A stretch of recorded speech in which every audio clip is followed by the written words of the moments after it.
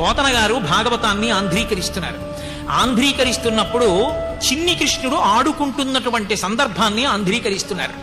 అమ్మ కొప్పు వేసింది, ఆ కొప్పుకి ముత్యాల సరాలు తొడిగింది. ఈ పిల్లవాడు మట్టిలో పొరలాడుతూ ఆడుకుంటూ మట్టి తీసి గుప్పెళ్లతో మీద పోసుకుంటున్నాడు.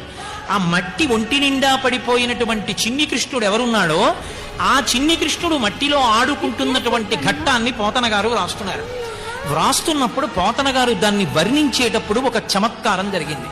తనువునంటిన ధరణీపరాగంబు పూసిన నిరిభూతి పుతగాగా ముందర వెలుగొందు ముక్తాలలామంబు తొగల సంగడిగాని తునకగాగా పాలభాగంబుపై పరగునా విరిబొట్టు కాముని కల్చిన కన్నుగాగా కంఠమాలికలోని ఘననీల రత్నంబు కమనీయమగుమెడ కప్పుగాగా హరవల్లులురగ హరవల్లులు కాగ బాలలీల ప్రౌఢ బాలకుండు శివుని పగిది నొప్పె శివునకును తనకును వేరులేమి తెలియ వెలయునట్లు అన్నారు పోతన గారు.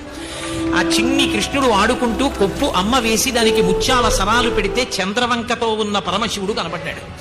అమ్మ మెడలో నీల పతాక వేస్తే ఆ మణి యొక్క కాంతి కంఠానికి కొడుతుంటే నీలకంఠుడైన పరమశివుడు కనబడ్డాడు.